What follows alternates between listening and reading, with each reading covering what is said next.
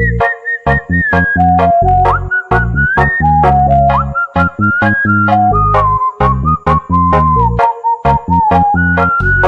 best performance by Alrejo Repeat Party Remix. Selamat pagi anak-anak. Bagaimana kabar kalian hari ini? Alhamdulillah baik semua. Sebelum kita mulai pelajaran hari ini, mari kita berdoa terlebih dahulu. Coba ketua kelas pimpin doa. Berdoa dimulai. Berdoa selesai.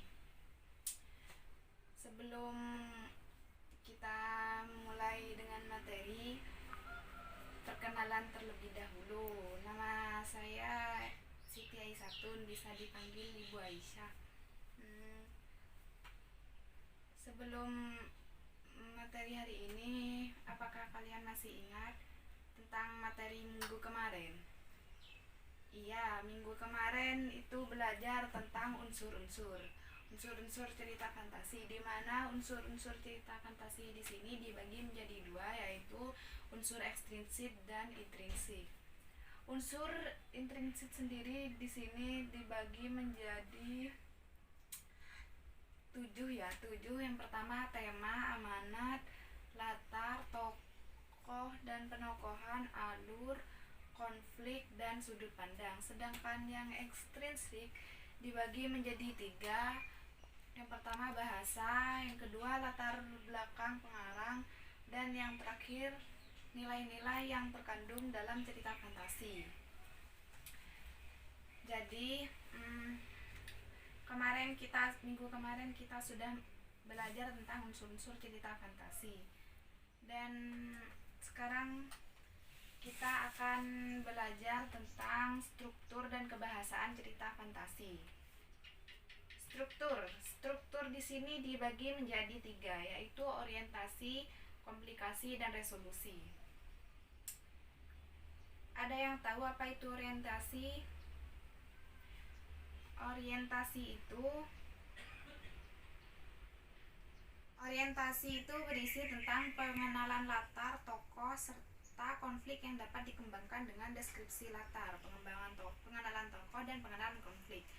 Sedangkan komplikasi di sini berisi tentang hubungan sebab akibat munculnya suatu permasalahan hingga masalah memuncak, di mana komplikasi tersebut dikembangkan dengan cara pengenalan tokoh lain, mengubah latar, atau membahas ke zaman atau menembus ke zaman yang berbeda. Dan resolusi di sini berisi tentang penyelesaian masalah dari konflik yang terjadi, di mana resolusi tersebut dikembangkan dengan cara lompatan waktu, penggunaan sebab akibat yang unik, serta dikembangkan dengan unsur kejutan. Jadi struktur di sini dibagi menjadi 3 bagian ya. Yang pertama orientasi, komplikasi, dan resolusi. Dan contohnya, sebentar.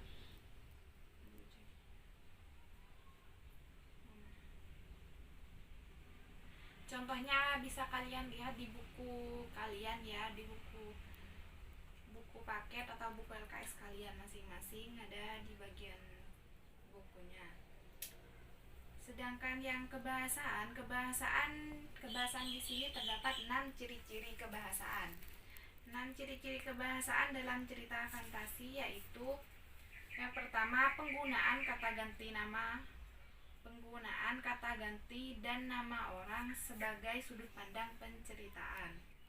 Contohnya aku, mereka, dia, dikau, engkau, Erza, Doni, dan lain sebagainya. Dan yang kedua, penggunaan kata yang mencerap panca indera dalam deskripsi latar, tempat, waktu, dan suasana. Contoh di latar tempat. Contoh latar tempat di sini seperti 3 rumah bergaya kerucut menyambut mataku. Emas dan berlian bertabur di dinding rumah itu. Jadi yang menunjukkan latar tempat di sini tiga rumah itu adalah latar tempat. Sedangkan latar waktu, contohnya tengah malam tak ada bintang di langit. Latar waktu di sini menunjukkan waktu tengah malam.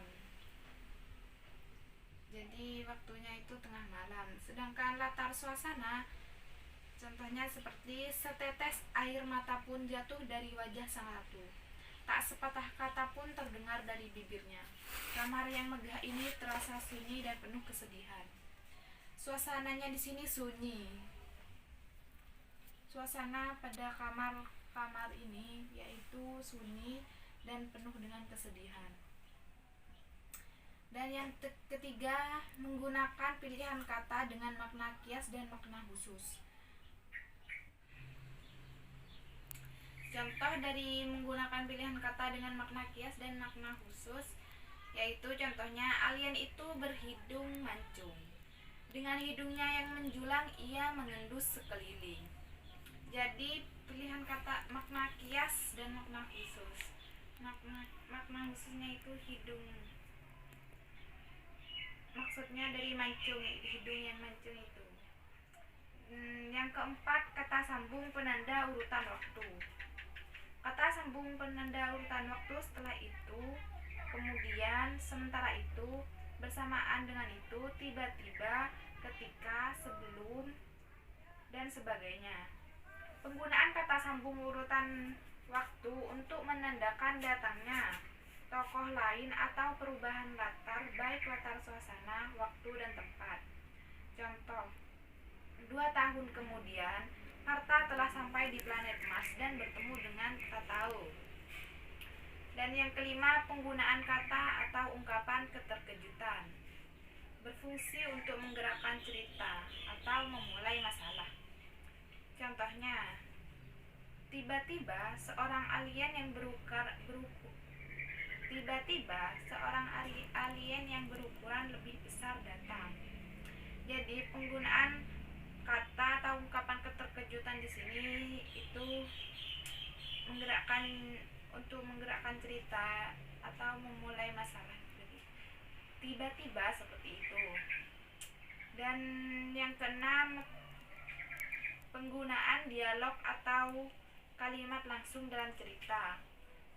Raksasa itu mengejar kita, teriak Fona kalang kabut.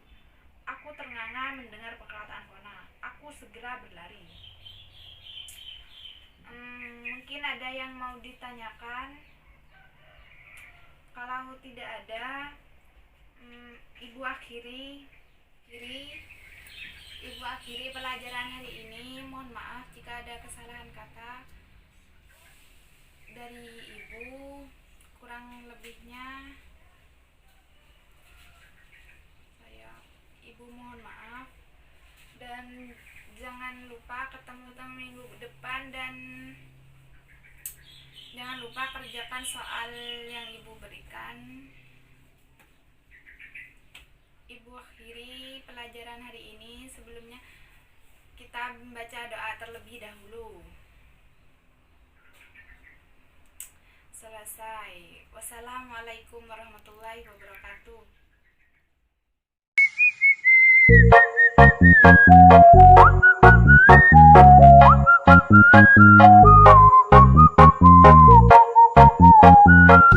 The best performance by Alredo Repeat Party